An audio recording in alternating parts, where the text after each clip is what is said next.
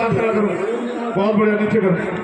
अब गौर करो, एक संत है अभी, उनका नाम है राम भद्राचार्य जी। मैं उनका बहुत सम्मान इसलिए करता था क्योंकि मैं उनको दलित ही समझता था। कैसे?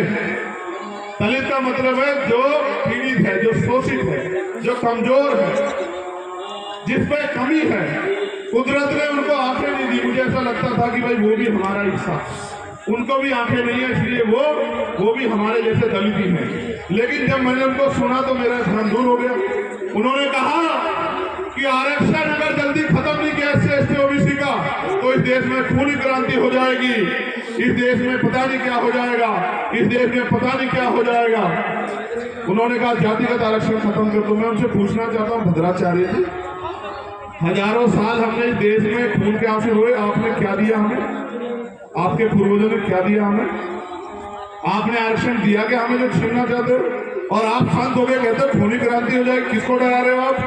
इस देश का माहौल खराब करना चाहते हो, इस देश में दंगा कराना चाहते हो राम भद्राचार्य जी।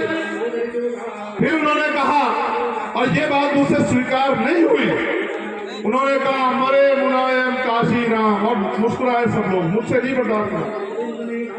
काशी राम साहब, मान्यवर मुलायम सिंह जी भी हमारे नेता रहे, बहुत बड़े नेता थे, लेकिन मान्यवर काशी राम साहब हमारे पिता से कम नहीं है।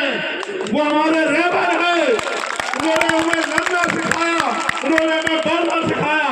और अगर कोई मान्यवर काशी राम साहब के खिलाफ एक शब्द भी कहेगा तो ये हम किसी कीमत में बर्दाश्त नहीं करेंगे। हम किसी के पिता को गलत नहीं कहते, हम भारत के संविधान को मानने वाले सभी धर्मों का सम्मान करते हैं, आर्टिकल 25 सभी को समझते हैं। लेकिन अगर कोई हमारे पिता का अपमान करेगा तो हमसे बुरा उसके लिए कोई नहीं होगा।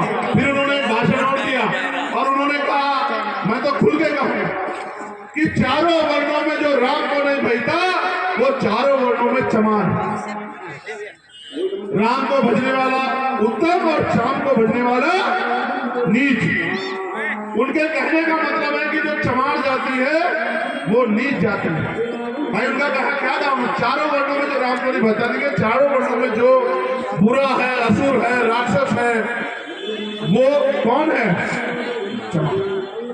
ये कह तो उन्होंने दिया। फिर मैंने जब उनको ट्वीट करके बताया एक्स पे तो करंट सा भी लगा होगा उनको है। फिर उन्होंने कहा भी नहीं मेरा ये मतलब नहीं था, मतलब था, मैं नहीं जानता क्या मतलब था।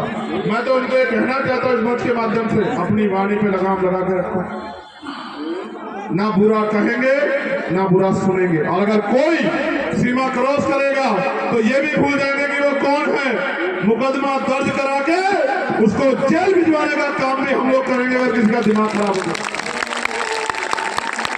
आप चाहते हो कि कोई काशी राम साहब का अपमान करे? नहीं। अगर कोई अपमान करेगा उसको सबक सिखाने का काम करोगे नहीं करोगे? दोनों हाथ उठा के बताओ जो सबक सिखाने का काम करे। इसलिए लोकतंत्र को मानने वाले, मैंने उनसे कहा, सरकार से अपील की, मैं 2 दिन में उनके साथ मुकदमा दर्ज करवाऊंगा और फिर सरकार से पूछूंगा।